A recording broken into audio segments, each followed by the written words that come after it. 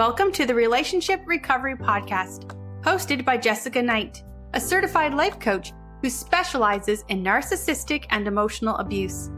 This podcast is intended to help you identify manipulative and abusive behavior, set boundaries with yourself and others, and heal the relationship with yourself so you can learn to love in a healthy way. Hello, and thank you for being here. Before I dive into the topic today, I just wanted to say that my Trauma Bond Recovery group, which is a group coaching option, is starting on February 9th, and I would love to have you be a part of it. The details are up at emotionalabusecoach.com, and you could always message me, Jessica at jessicaknightcoaching.com, if you want some more information or if you can't find the link. I will do an episode on what's in that course soon, and I would love to have you be a part of it. I'm going to dive into a really big topic today, no contact. And I think I might have a different perspective about no contact than others because it was so hard for me to actually get to that point. It felt like I was literally trying to saw off my hand with a butter knife, the whole hand. I would have preferred to have never spoken to anybody else again than to not speak to this one person when I was trying to break contact. It was so hard to get there, and I got there through setting boundaries, through knowing in my bones that the only thing that was going to help was finally getting to no contact and to committing to some trial and error to get there. So today I'm going to talk a little bit about that, as well as what's the point of no contact. Because a lot of us get stuck, and even though it's really hard for me, I want you to know that it's essential. I want you to go into this episode knowing that it is essential that at one point you get to no contact. But if you can't get there right now, I hope that you can get one tiny step closer. No contact is how you begin to recover from narcissistic abuse. Many people get stuck in this stage, and it could be due to a lot of reasons, but one of them could just be needing a lack of closure and feeling like you have absolutely no self-esteem or self-worth. A lot of people feel like they don't know who they are anymore. You might feel like you want to get back at them in some way. You might just really have a hard time letting go.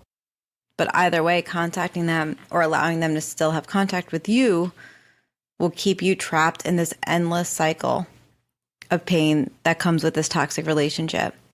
It's just a constant reminder. And it's a constant drink in a way. I like to think about a narcissistic relationship as having to heal from an addiction.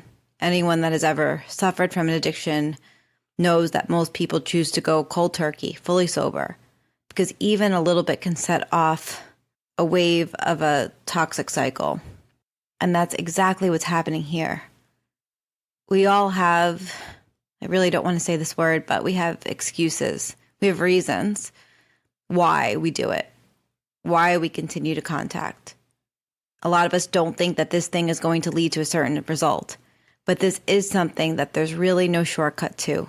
It's painful. It is so freaking hard, and it's going to feel like breaking a heroin addiction.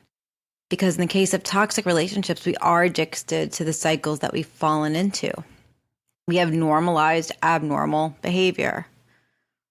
We do find any excuse to let them back into our world, whether it's trying to normalize what's happening to us, get closure, or hurt them.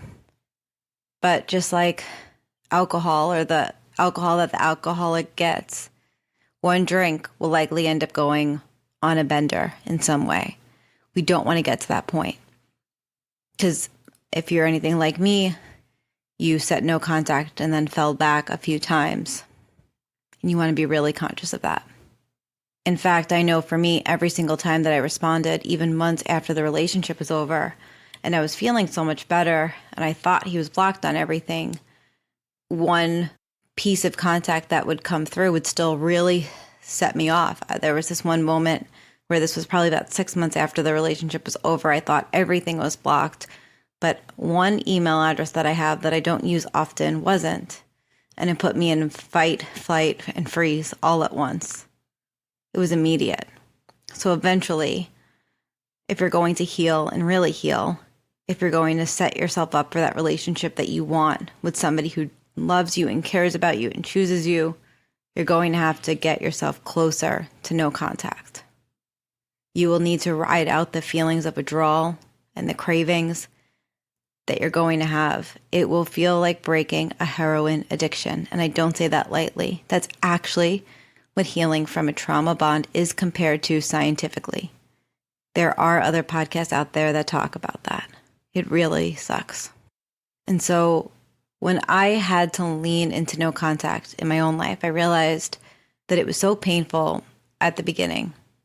I couldn't get myself there. I was getting the advice that I needed to, but I personally needed to break it down into steps.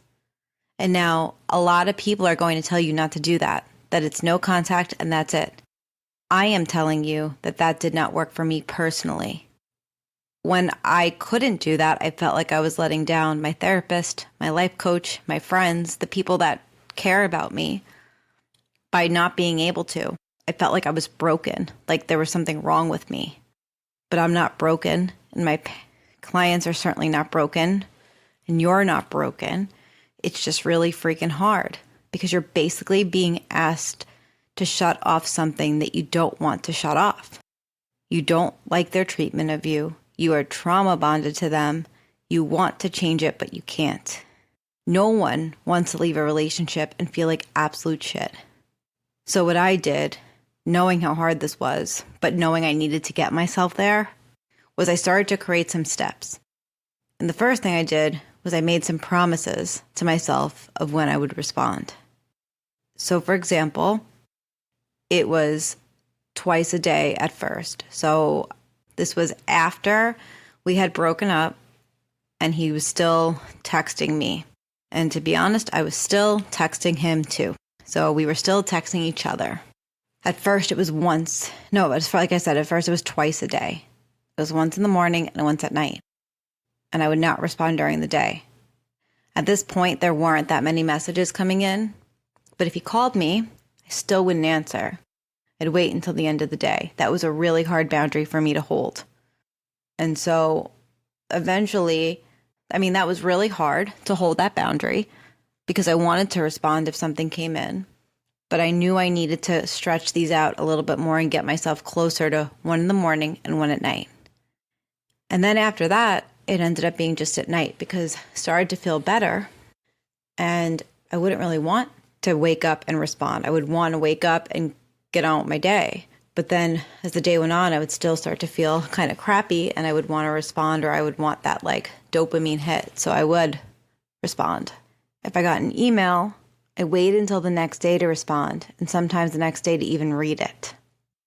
If he called me, I wasn't answering unless I knew what it was about. That was really painful and really hard, but I needed it, and I know I needed it. It was really important because eventually it gave me the courage to mute the messages. And so I got to the point where I wouldn't get alerts if he texted me, which was really helpful because I didn't want to see his name pop up anymore. For a little bit, I would obsess and check it, even if it was muted. But then I set a boundary with myself there because I realized what it did to me. By separating my time out, I was able to just see, I'm so much calmer this way. I don't have chaos.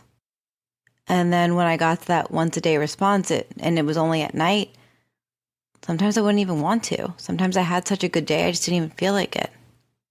And then eventually I got to a point where I really didn't want to text back, or I started to realize all the messages are on his terms.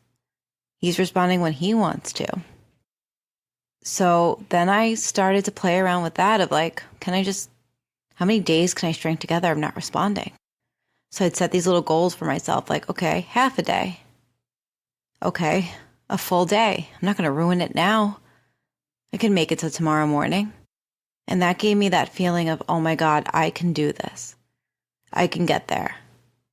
Because especially as I started to implement some other things, that if you are in the space of learning about narcissistic or emotional abuse, you know what gray rock is, or you might know what gray rock is. If not, you can Google it. But I started to be able to see that as I became as boring as possible to this person, he really still only talked about himself.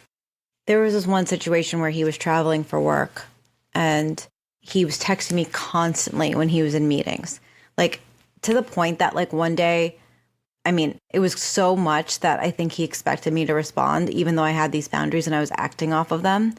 And then he calls me and then calls again. And I'm like, what's going on? So eventually I pick up and I'm like, what's going on? He's like, oh, I just want to know how you're doing. I'm like, what? One, why? Two, why? But it was all about him. That following weekend, I didn't hear from him at all. And then I was like, oh my gosh, I'm actually like, I don't want to hear from him. This is an amazing feeling. And then because I didn't really want to hear from him, I didn't want to respond to the how are you doing text. That triggered him. And then was calling me constantly. Just to check in, as he put it. It's like, why are you checking in? You dumped me and told me I suck. But regardless, I go on that tangent just to say, as time goes on, if they continue to contact you, you will realize all the contact is about them. It has nothing to do with you. And that will, or it could help you remove yourself even further. But something is important to mention is that no contact includes social media. No contact includes social media. All social networks. So even though I was making all these strides of no contact, I was still being triggered by his Instagram. I would still look to see if he looked at my story. He doesn't really use Facebook, but I'd look at it. I would look at it anyway just to see if people tagged him in things. I was connected to him on Spotify. I was connected to him on Strava. So I was able to see if he went for a run that day. We shared JetBlue points. He had both my email addresses. We were connected on LinkedIn. He had my business Instagram. We were connected on a few TV services like Netflix and things like that. I had to detox myself from all of those. And then after I detoxed myself from all of those, including following him on Strava, a running app, disconnecting him from my JetBlue, disconnecting him from Spotify, or unfollowing, whatever it is. Obviously, Instagram was the hardest one because that's the one that I think a lot of us are most connected to. It was really hard. I didn't want to let that one go. And a lot of people that I work with don't want to let go of these other little social parts. These are the ways we can still hoover around them. You have to let them go. Because even knowing if your partner went for a run that day, it still can be pretty triggering to you. You have to remove yourself from everything. So same thing with no contact. I started small. First, I was like, I'm going to remove Strava. Okay, now Spotify, LinkedIn. And then at that point, he was already muted on Instagram. So I didn't see what he posted, but it didn't stop me from looking. And so then I had to come up with a plan for myself around that. Like, okay, if you are not going to remove him, you cannot look at it. That was the new promise. And once again, now it felt like I was cutting off my other arm with a butter knife. If you've heard my story on other platforms or pieces of it, eventually you know what kept happening here. He kept finding ways to fight with me, mostly through email, only responding to things he wanted to respond to, never actually addressing anything I was saying. And I had to create so much space. So many boundaries had to be set so I felt clearer and I felt better. And the more that I did, the more I was seeing it for what it was. I was so educated at this point in narcissistic abuse. I was within training on narcissistic abuse and how to heal it in coaching clients. I knew exactly what I was dealing with. So I had a lot more confidence and the space and the mindset to say, this is ridiculous. So when it got to blocking email, his phone number, WhatsApp, Instagram, I was coming from a really strong place. But it's also because I did the conscious work to get myself there. So if you find yourself thinking, well, won't they recognize that I did this? I'm trying to show them some sympathy. What if they get with somebody else immediately? You need to remember that all social media, all calls, all ways of seeing what they're doing, it basically just brings you right back to step one. You need to starve your mind of that trigger. You need to not take the heroin. You need to Be committed to getting back to your life. And that will help you align your thoughts to be able to see who this person really is. Because most likely what we see is the illusion of who they are. We don't see them for who they are, who they really are. When I got to the point of being able to block his phone number, I was doing it knowing exactly who they were. It was somebody who was controlling and abusive and only wanted me to do and say what they wanted me to do and say. They wanted me to think what they said I thought. I never got the closure conversation that I wanted. Instead, I got a word vomit email of every single thing that he thought that I'm sure he thinks was well written and proofread and that made sense. But all I read when I read that was, I'm telling you I care about you, but I'm not giving you anything that you asked for here. He had his own closure conversation, not one that ever happened with me. The closure that I got came from looking at the situation for what it was and also being really sick of it. I had set so many boundaries with this person that when he tried to kind of like push things around a bit or like misplace facts, I wasn't dealing with it anymore. He also couldn't tolerate that I had such a wall up. You need to be really mindful of other ways that they might seek to contact you. For example, not allowing them to come over. If they want to drop your stuff off to you, don't take it. Or give them a time that they can leave it that you're not there. These are ways that they will try and come into contact with you, and it's counterproductive. You can say, you can drop it off at this time specifically, leave it right here. You can ask them to ship it to you. You can ask them to leave it with a friend. You can ask that friend to get it. You could ask them to leave it outside of their place and have a friend go grab it for you. They can send it to someone. If they really care about you, they will find a way to get you your things in a way that works for you. I had taken my important things. It was jewelry, a few shirts. I didn't need anything else. So I told him to put it in the trash. And I was like, throw it out. Because I knew that I had what I wanted. And even anything else I didn't want. He still came and left it at my house 6 months later. I said I wasn't home. And if I was, and if he ever did come, I knew what I was going to do. I was going to call the police. I had to get myself there. That took a long time. I remember sitting down and thinking about it, saying, I don't want it. And knowing that if he ever did bring it, especially when he said he was going to, which he didn't, that I was going to call the police if he came, because I no longer wanted this person to contact me. He was not welcome in my home anymore. He dropped it off and left it in the vestibule of my apartment building in a pile in 3 trash bags. And like half of it wasn't even my shit. But I got there by setting no contact. No contact gave me the space that I needed within myself to be able to see what was actually happening. It gave me the space to think. It allowed me to set boundaries. I was able to see what's healthy, what's not healthy. I was able to get myself to a point where I felt like this shit is ridiculous and it's so painful. I couldn't imagine going through a day without hearing his voice for so long. And when I got myself there, I didn't want to go back. No contact also means not speaking to family, because sometimes they will be flying monkeys, meaning that they will try and help the other person hoover their way back in. It's really tough not to do that. A lot of us don't want to be what we would perceive as mean. But remember, this is for your healing. This is a boundary. And they're always going to choose their family member, even if they make it seem like they're choosing you. You also could set a guideline for yourself around that if it's shutting off contact is too hard. You could say something like, look, I love you and I appreciate you and I am going to miss you, but I need some space. That this is really painful. I'm healing. I can't do this right now.